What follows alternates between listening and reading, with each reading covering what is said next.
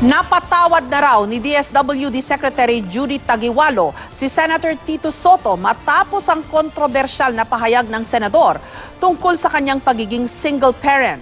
Ayaw na raw niyang magkomento tungkol sa issue. Nagpasalamat naman si Taguiwalo sa mga sumuporta sa kanya. May report si Rafi Tima. The strict language, when you have children and you are single, ang tawag dun na ano lang. Thank you. You have my 100% support. Ang biro na ito ni Senator Tito Soto sa confirmation hearing kahapon ni Social Welfare Secretary Judith Taguiwalo kaugnay sa pagiging single parent ng kalihim, gumawa ng matinding ingay sa social media. Pati ilang personalidad na nasaktan para sa kalihim, hindi napigilang magpahayag ng kanilang galit. Sa kabila nito, kalmado naman pero may paninindigan siyang sinagot ni Taguiwalo kahapon.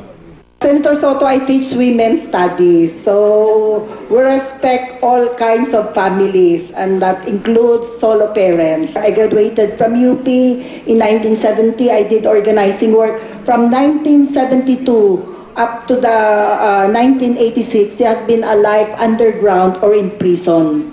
So, well, my story would be different from the stories of those who have gone through, UP, a corporation, etc.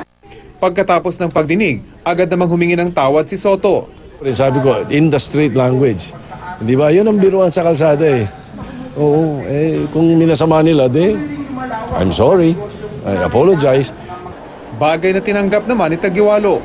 I explained that, where my position is. At malinaw naman yun, and the senator apologized publicly. So, I think, for me, that's enough. Ayaw na magkomento pa ni Taguiwalo sa issue, pero nagpasalamat siya sa mga sumuporta sa kanya. Wala pang bagong pahayag si Soto kaugnay rito, pero kasabay ng kanyang public apology, nauna na rin niyang ipinaliwanag ang kanyang biro na hindi raw naintindihan ng marami.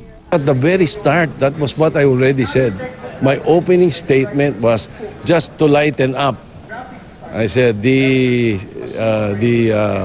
questions, kung hindi naman pabiro, hindi pa rin bawal sa CA ang kahit anong tanong. Iginit din ng senador na mataas ang respeto niya sa mga kababaihan. I will be the last person in this country to disrespect a woman because my mother was one of the founders of the women's rights movement. I have two daughters who are separated or single and have children. So I don't think there should be any big fuss about it. Rafi Tima, GMA News.